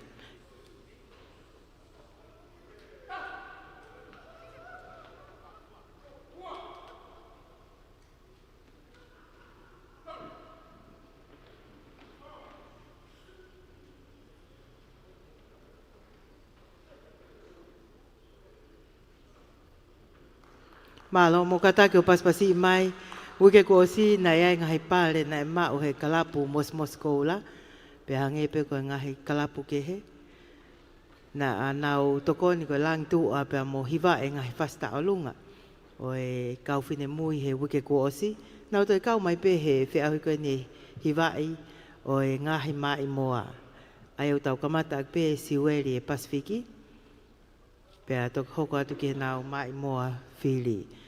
Whamalo e peke Fiji Airways e nau toko ni, ka o maa foki ai International Dateline Hotel. Pehe ki he toko ni ai Tonga China Federation.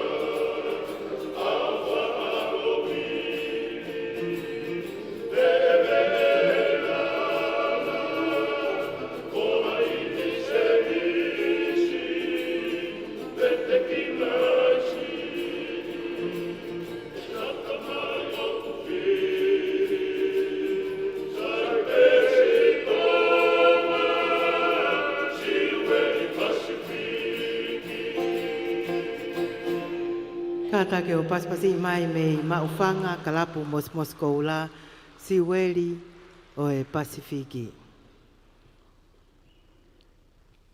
Iai foke e kau folau heni me tō puleanga o nau i heni e holo whamalatu kuinsalo te he whiawhini whamalo atu ki a Olitita Whea i he kau mai he prokalama i whiawhini mo kau folau me Australia. Whamalatu atu pe i he aha uluaki ko eni o siulai i he holo whamanatu o heni foki ai misiu me whakawhonua. Pea ugai e whale ali makehe whawofua ki he hawhi e tahataha pompong i heni ai pule o e misiu me ko Merika. Pea moe kau ngā oe i he tawhaaki ko eni ai waa o e anga whakawhonua. Pea moe tala tuku whakaholo. Ke nauhanga o tuku atu ai whale ali makehe. Pelawe i pea moe senturi ua ko eni ai lotu i tongani. Mo tolo mo whia kau mai ki ai, ko e hawhi e tahataha i he aha uluaki ko eni o siulai. Kua mau mai ai tau kau whakamau ki he konga hanoa. Aia koe kalapu mos koula i pe me maufanga o nau heni ai pe mo sione hingano te nau hiwa i atu ai tawake. Mo kātake o paspasi mai ai kalapu mosi koula.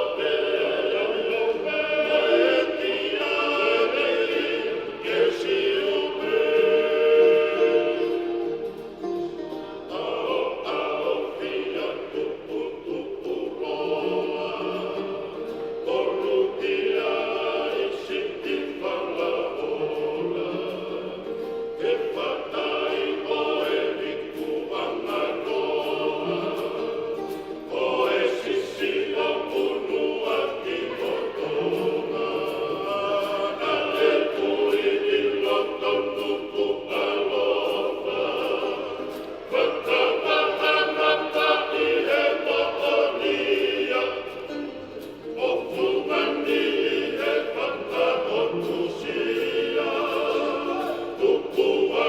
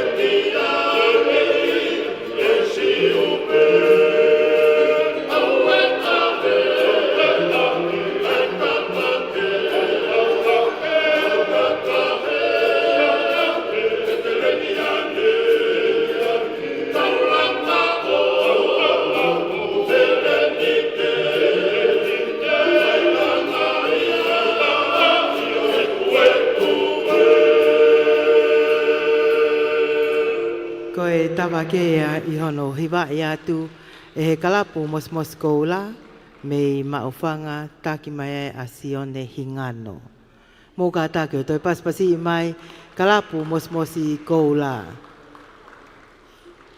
Iai ngahi kalapu o nau mea mai pe I he live stream o e whiawhini, whakahoko mai nau talamonu, mo e nau whiawhia I he mea mai ke ngahi kalapu tā la o tau whaongona. O nau kau mai o popo I ai kātoanga hei lala o I wāwhe ua ono.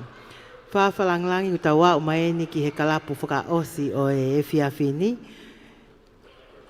Ko e kalapu hono hoko, ko e tātuku e tau whe au hiri pe ia, whakahoko atu lewa ai lea whakamalo, pia whuake ai pe tau ngahi pare I he whiawhini. Whamalo atai pe whoki e tau kau sponsors,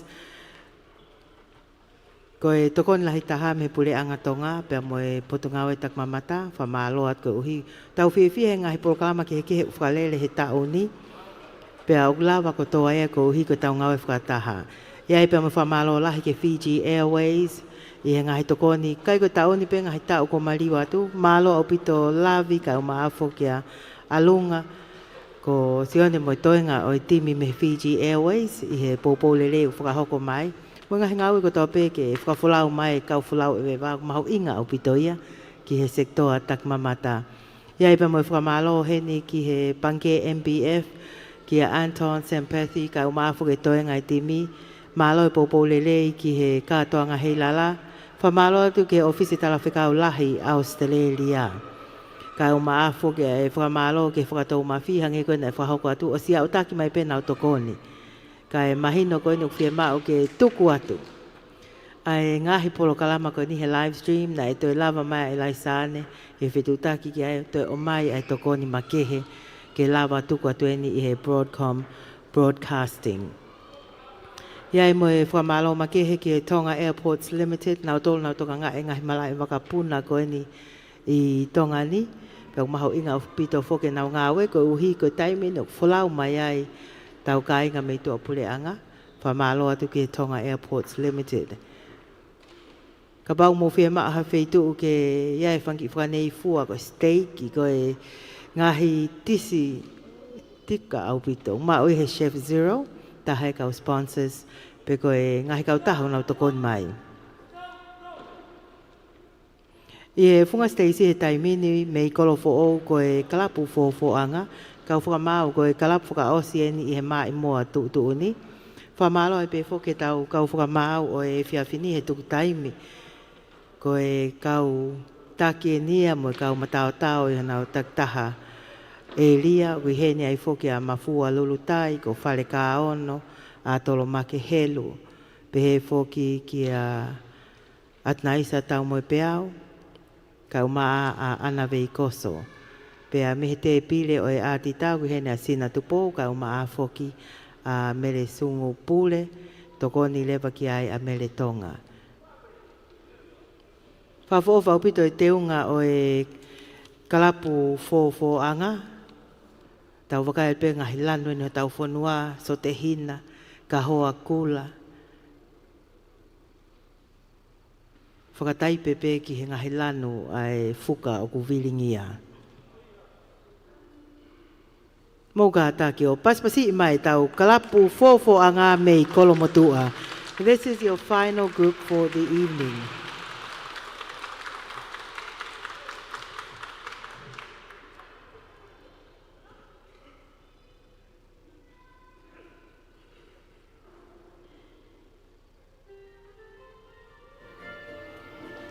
Thank you.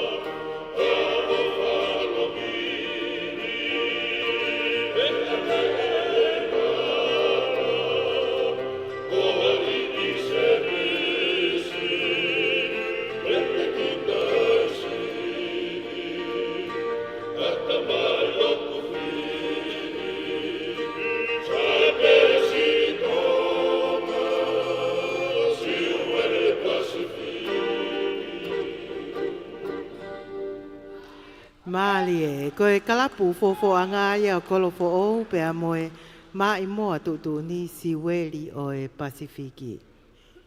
Kau whamau tau hoko atueni ki he mai moa whili.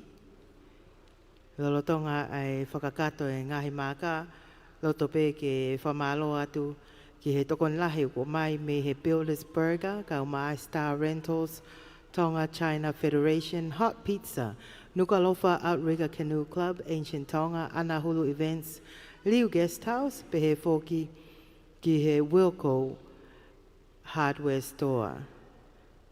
Hange koe nei whakaonga tane nai, iai maa whana makehe i tongani he taimini koe uhi koe uangeu tau o e lotu whakalisti ane.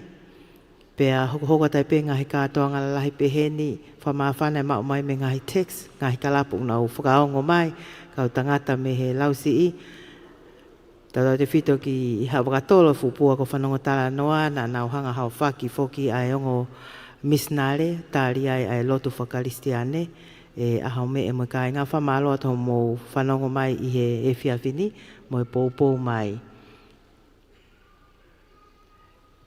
Kau whamau, koe hiwa whakaosi eni, pe koe mai moa whiri, ai kalapu fōfō anga o kolofo o, koe ofa mei muli a Fusipala. Malo, kātake o paspasi i mai, ai kalapu fōfō anga o kolofo o.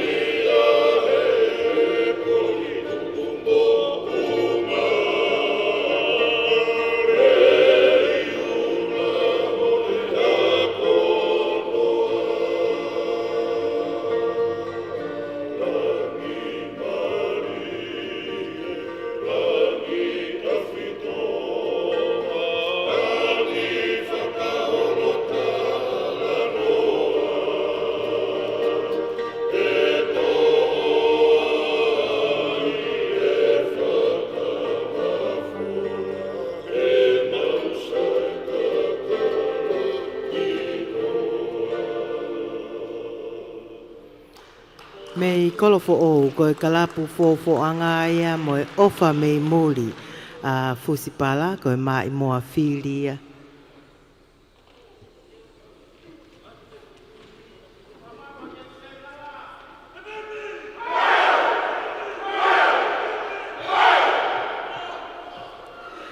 Ko e upe ia o taone me he kalapu fōfo anga me i kolofo o. Whamalo a taipe ki he ngahi kalapu koe ni e hiva. Nau kau mai.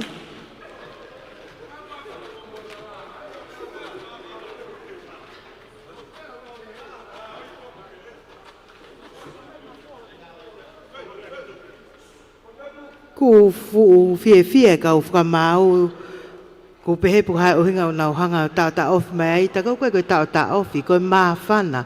Nau kole mai nau tolu ki he kalapu fōfo anga ke mo ka taki o nowhai peste isi o tā tau ki foi maa i moa. Lolo tong koe wha maa opo opo koe ni e tau ngahi maka. For our friends who are joining us, thank you so much for staying. Jennifer, and of course, the rest of your guests with us here today. I see that one of the songs that is sung here tonight is a composition by Queen Salote Tupo III for her sister Fuspala Taukionetuku. It speaks of sibling and sisterly love for each other and her homesickness over the span of the Tasman. In Tongan, they say Falamau or Tasmani. This is while Fuspala was at school at Methodist Ladies College in Melbourne. So she composed that for her sister. But on the stage, we have Kalapu Fofoanga. The competition is done, but the judges want to hear more while the auditors are tallying up our final score, and then we'll be giving away our prizes for this evening. Whamalo e pe ke pot ngau statistika, he nau tokon lahe ko mai, ka umaafo ke Tanoa International Hotel, Vaitohi, ia e fukpe mo whamalo ke M&J Water Tanks.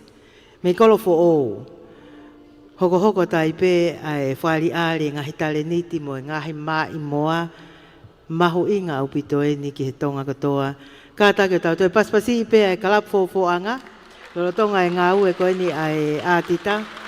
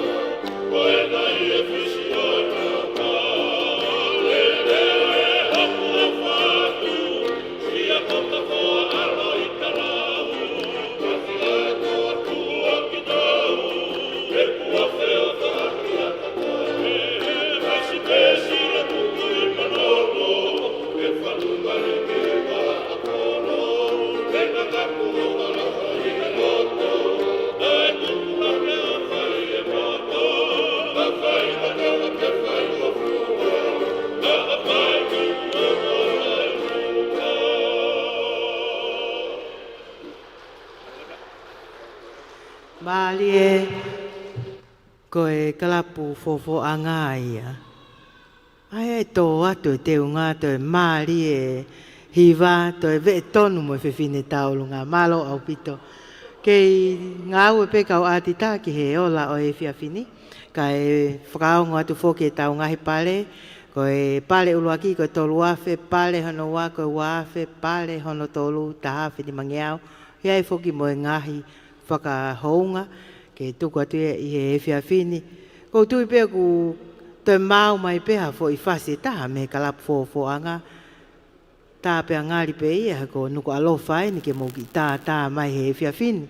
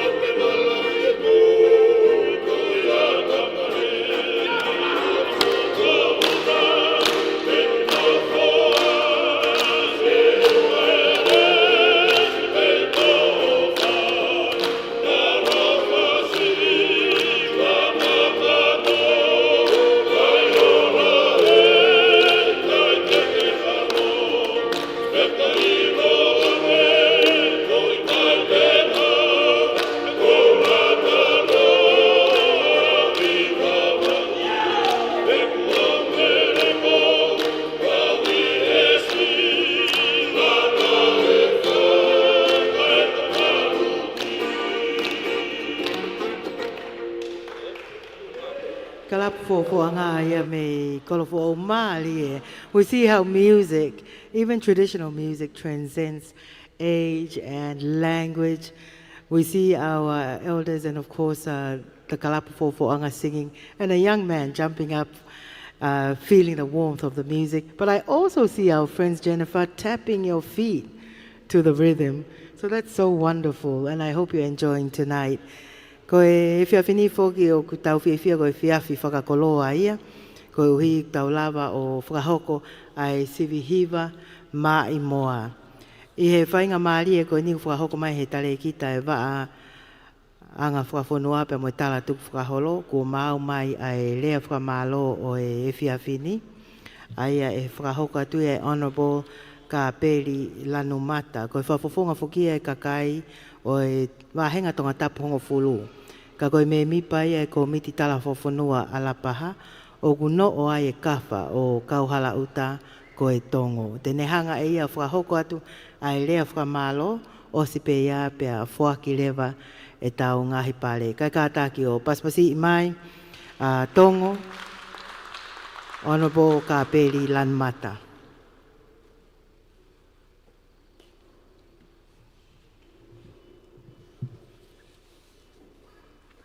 Peke u whakatapu ki loto tatau pia mono takawhalu. Whakatapu ki he lao tong.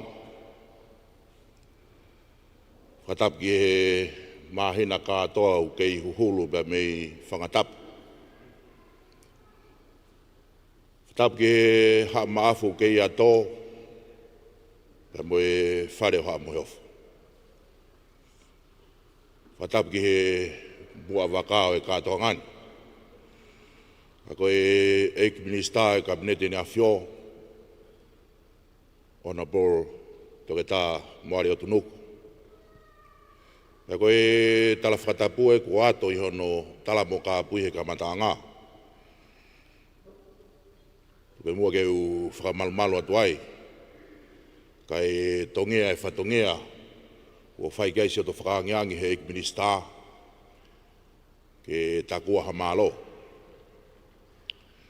Tomua whawhitai peke tu e lang.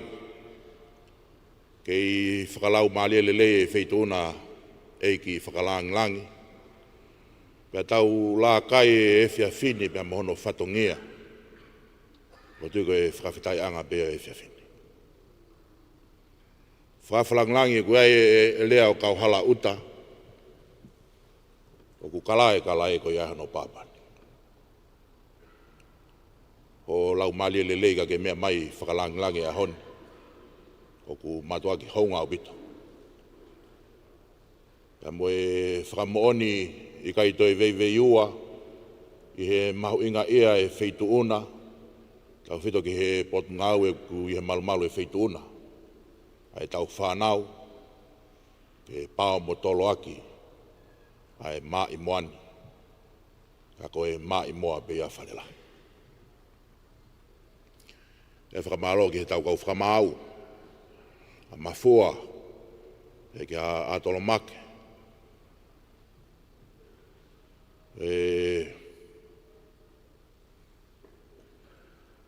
Tau ke te koini. Ma pe ke pure a ko pa mo e kon komisiona e ngau lahi pa mo ngau kafa. Tau pepe ngai a po mali watu. E whakamalo ki he kau Palestini. Pa pe ki he ngahi kalap ko toa pe. Mo lau mali lelei ka mo kau mai he whiawhini ki he maa i moa. Pa mo e whakatangi na whaiat pa me he eik minista. Pa pe ki he pot ngā oe. Whakaano peke u whie lawe lo loto au ki he maa i moa. Te ria nau pakia halou te rie. He koe maringi ia na e whangu pa mi whare lahi pa mo whakatapu. Ako u whie whawhuwhongai at pe eik minista pa mo pot ngā oe. Ai whakamalo atu. I he loto whonu he hounga ia. I ho mou kei pāo mo tolo aki ai maa i moani.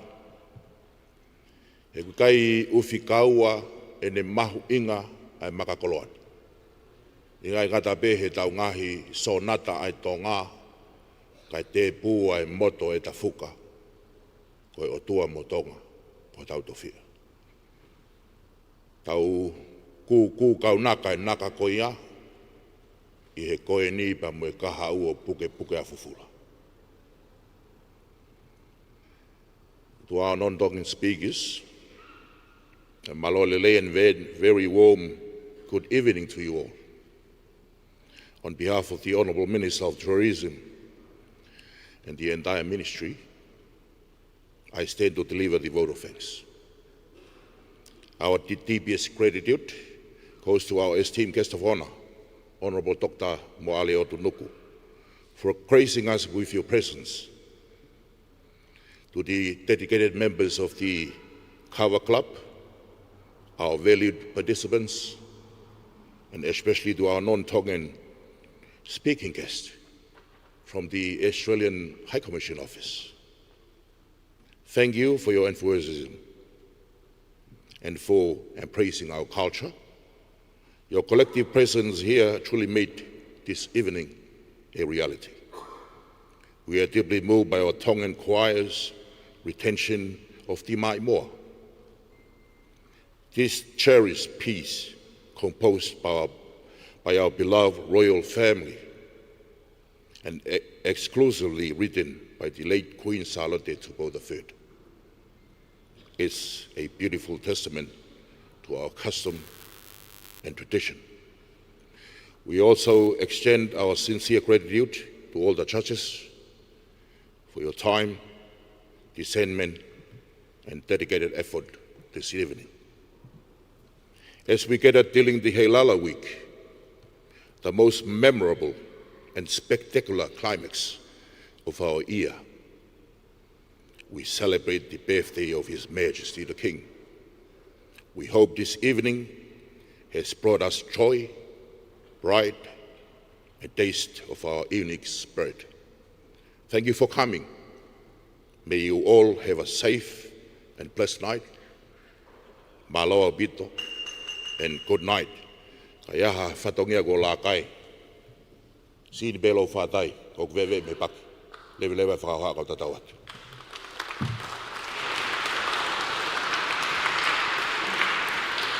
Koe lea whamaloia o e whiawhini, ono po ka peli lan mata, ai au no ai kafa o kauhala uta koe tongo. That's your vote of thanks for this evening. We've now come to the moment that everyone's been waiting for. Tawa o mai ke mo miniti u tatari ki ai toko lahi o e haofanga, ka o maa ki nau toko e o kunau mea mai i he live stream i tongani ka o maa whuka to apule anga.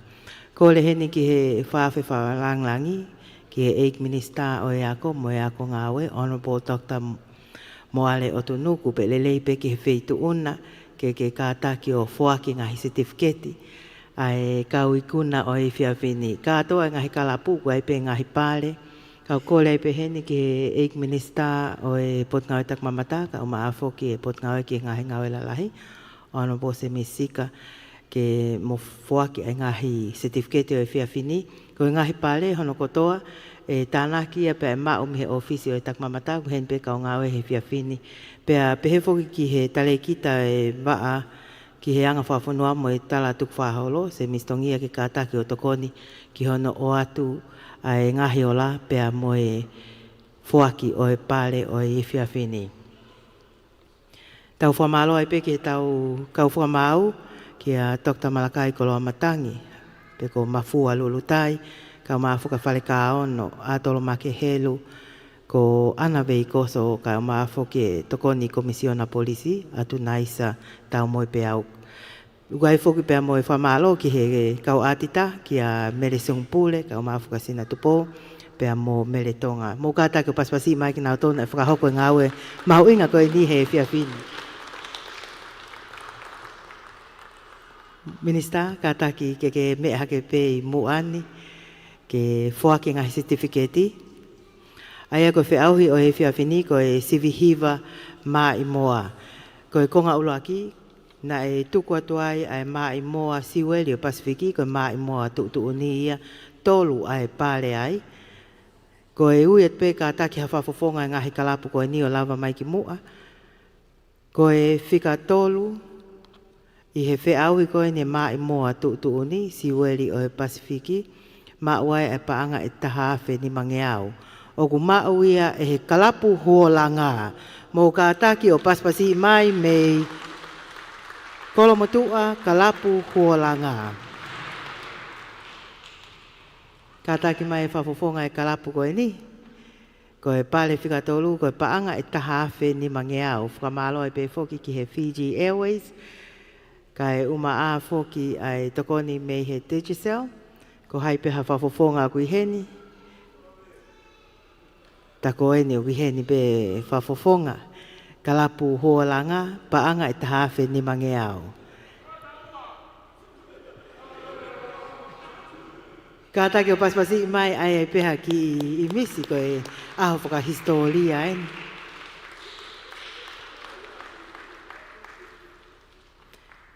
Ko e pale whika ua ki he whiauhi mai moa tutuni pa anga I ua awhi. Ma uia he kalapu fō anga. Mo ka take o paspasi mai me I kolo fo ou. Ko e pa anga e ua awhi. In second place, or the first runner-up, is the fō anga club that's on stage.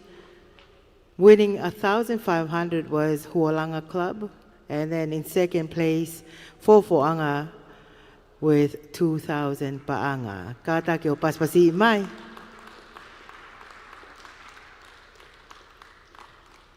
Pea ki he pale, ko e paanga tolu awhi, ko e pale ulua ke mai moa tuuni, o mauia e he kalapu mos ko la mei maufanga. In first place, singing the compulsory royal composition, winning 3,000 paanga, Kalapu Mos Koula from Maufanga.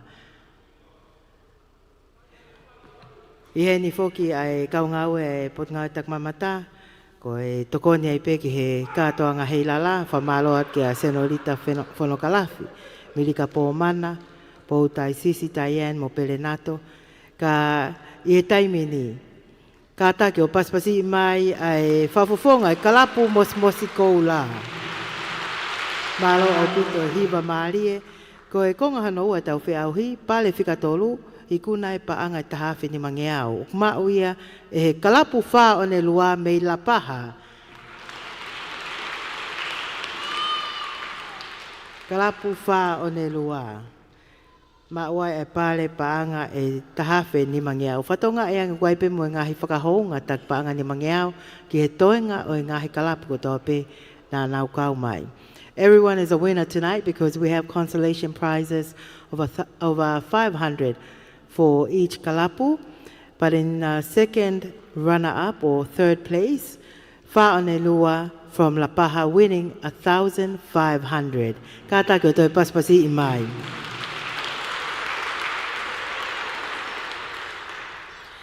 Ko e pale hano wā kui kunai paanga wā whiu maui e he kalapu mosmosi koula.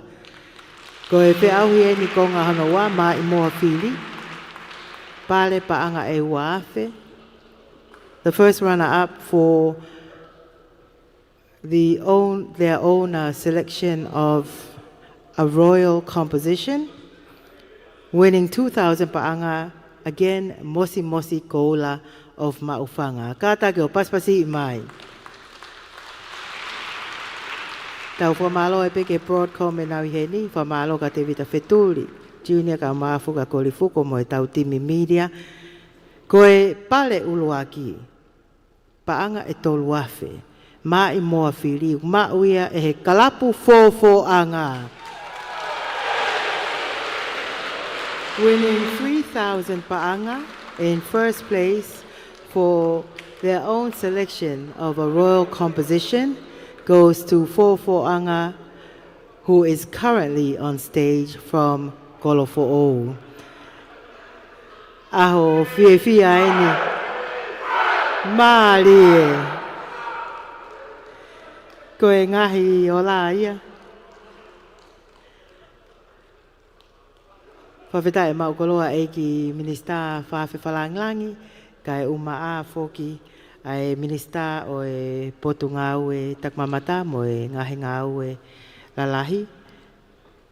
Ka uma a foka o whamau mo ki moto kotoa e ka o hiva o e whiawhini.